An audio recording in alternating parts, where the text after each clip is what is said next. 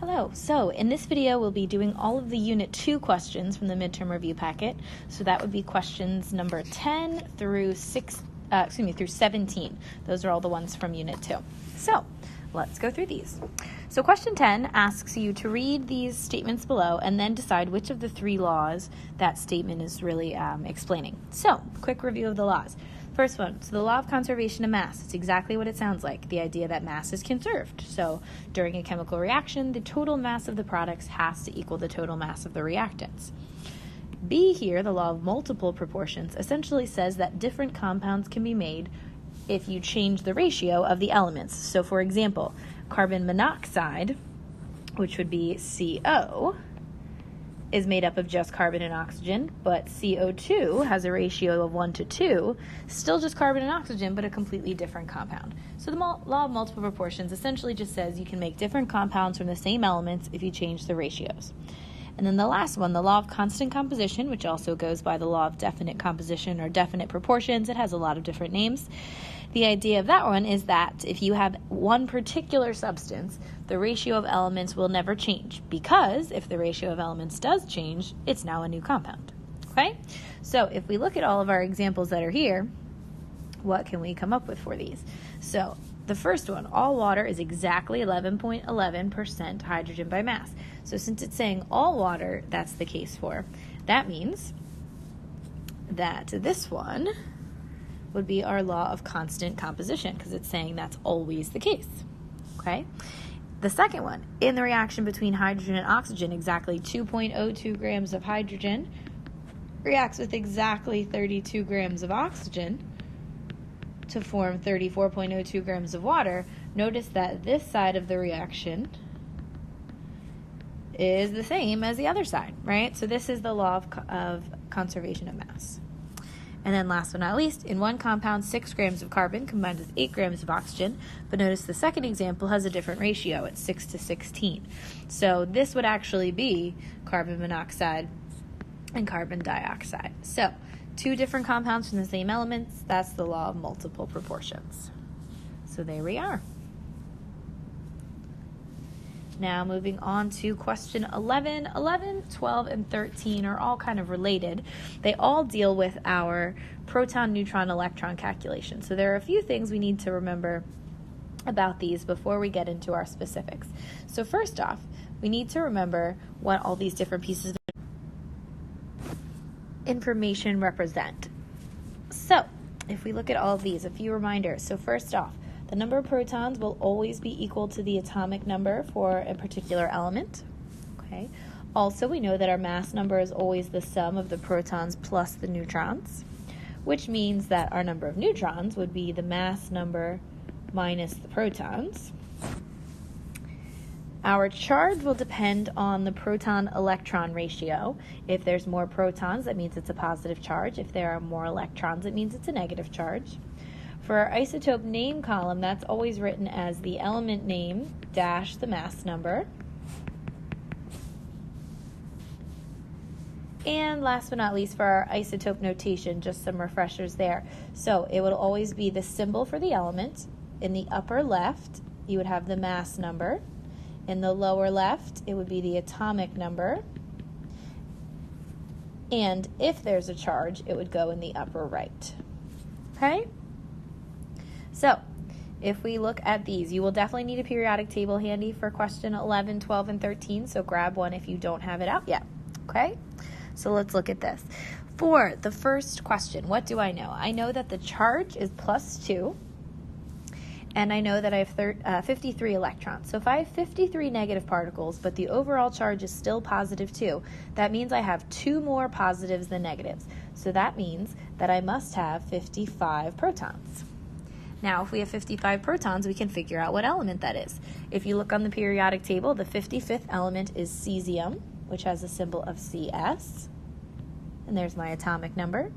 I don't know the mass number yet, but if we do our mass number protons plus electrons, protons plus neutrons, 55 plus 77 means our mass number is 132. So I can put that 132 up here on the left.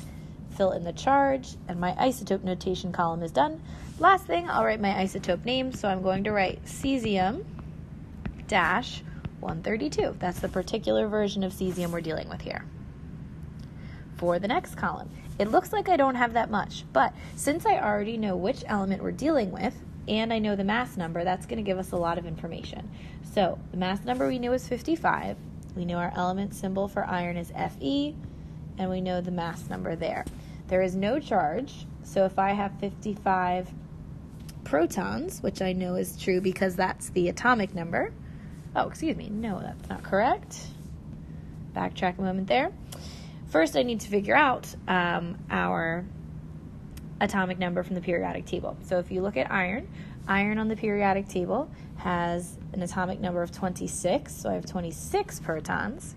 So now to find my neutrons, if we do our mass number minus the number of protons, we would see that this particular isotope has 29 neutrons.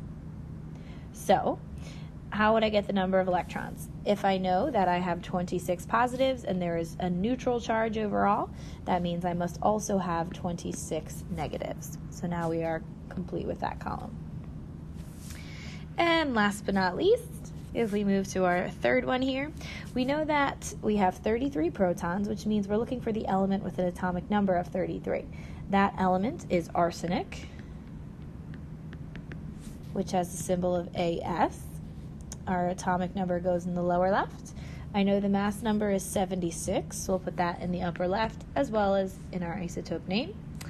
To figure out the neutrons, I would need to do the mass number, 76, minus our protons. So that's going to give me 43 neutrons for this particular isotope.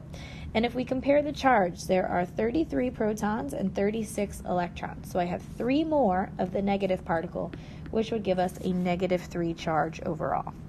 So, keeping those different hints in mind, let's look at question 12 and 13 now.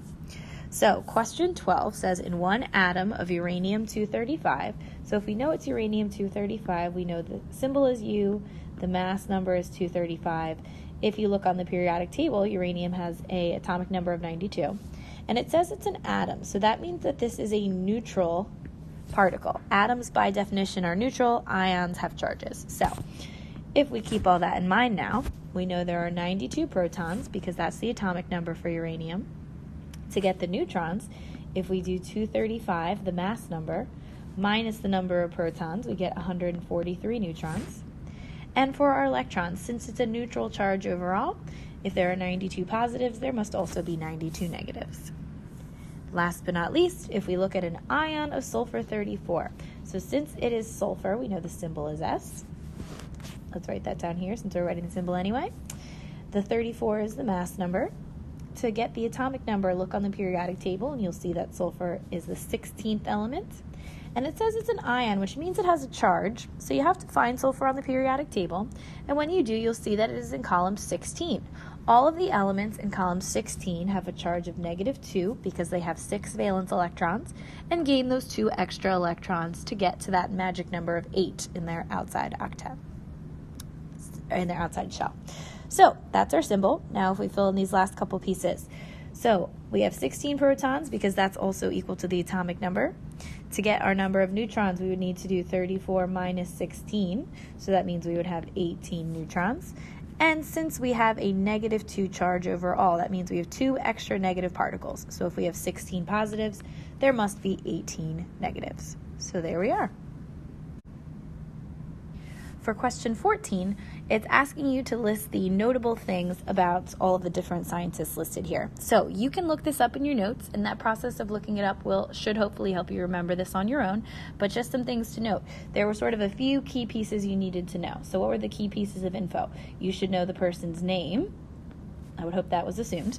Their name, their main discovery. So in other words, why were we talking about them? What was their key sort of contribution to science and the development of the atomic model? You should know their experiment, if they had one. So some of these men had specific experiments, whereas others did not. And last but not least, if they had a model of the atom associated with them, you should know that as well. So, for example, J.J. Thomson discovered the electron through his experiments with cathode ray tubes, which led to his development of the plum pudding model of the atom. So he hits all those boxes, but not all of these men will. So, look back in your notes. This was from Unit 2. So see if you can sort of jot down some of this key information about all the scientists here. But now we'll move on to the next question. So on to question 15. So question 15 says to define an isotope. So you can look this up in your notes as well. But the key thing to remember is that isotopes are atoms of the same element. So they have the same atomic number, but they have different mass numbers. In other words, they are different numbers of neutrons. So just to help put this in perspective a little bit better. So if I had this and this, these would be considered isotopes. They are both borons. They both have 5 protons since their atomic number is 5. But this one has 5 neutrons to give a mass number of 10, whereas this one has 6 neutrons to give a mass number of 11. So again, if you want the formal definition, you can look this up in your notes. Looking at question 16. It asks about what is the average atomic mass of this particular element. Now, depending on when you covered this could have fallen with Unit 2 or Unit 3. In our textbook, it's in Chapter 3, but some of us covered it in Unit 2. Either way, we are calculating an average atomic mass, which means what we're really doing for this question is we're calculating a weighted average. Okay, so a weighted average means we need to take into account the fact that some of these isotopes are more abundant than the others. So first thing let's do is let's fill in this missing percentage. Since there are only 3 isotopes, and we know that 85% of this element is already accounted for, 100 minus our 75 plus 10 means that this last percent must be 15%. Okay? So now that we know that, we need to figure out what is 75% of 42, what is 10% of 44, 15% of 45, and then we'll add all of that together to give us our total atomic mass. Okay, so if I write that out, I would do 42 AMU multiplied by my percent as a decimal, which is going to be 75 divided by 100, or you could just write that as 0.75. They are the same. Okay, here's my second isotope multiplied by its percent abundance as a decimal. And last but not least, we have our third isotope. Now, if you do all of that, we will add all this up, and you would get 42.65 AMU. Now, the important thing to note here is I know it's tempting to want to divide by 3 at this point because I had 3 different things I was averaging. But when you multiplied by the percents as a decimal, you essentially already took that part into account. If I were to divide this number by 3, it would no longer make sense as an average of 42, 44, and 45 because it wouldn't even be in that range. So, go against what you're used to. We're doing a weighted average, so we will not divide by 3. This would be our final answer. If you were trying to figure out which element this was, you would look on the periodic table and find the one that had the mass closest to this, and that would be your most likely guess of what element we have. Okay? So, one last question. So for question 17, it's asking you to decide whether these particular substances are ionic or molecular, and then write the formulas for them. Now, we did a whole lot of work with nomenclature back in Unit 2, but keep in mind you need to first be able to decide whether something is ionic or molecular. If we're looking at formulas, you have to pay attention to the elements. Molecular substances, in other words, covalent substances, are made up of all nonmetals. If it's ionic, you're looking for a metal and a nonmetal or a polyatomic ion involved. Since we're looking at the names, though, it's even easier to tell. If you're looking at a name, a prefix in the name makes something molecular, and therefore ionic things would have no prefixes. Okay, so that's very easy. So if we look at these names, no prefix, 17A would be ionic, B would be molecular because we see tri. This Roman numeral also tells me that that's a charge, so this is ionic, and there were no prefixes. Same with D. We have a Roman numeral telling us we have a charge at play, and there are no prefixes. So, if we do the molecular one first, the molecular ones were simple. You just write the element symbols, and the prefix goes on the same element. So, sulfur is S, oxide is oxygen, so O, and there were 3 of them. So, SO3, and we are done.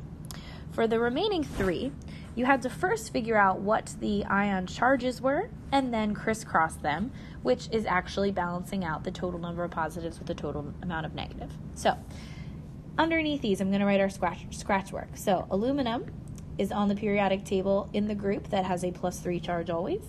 Sulfate is a polyatomic ion, so if you look in your reference book, you would see that it is SO4 with a -2 charge.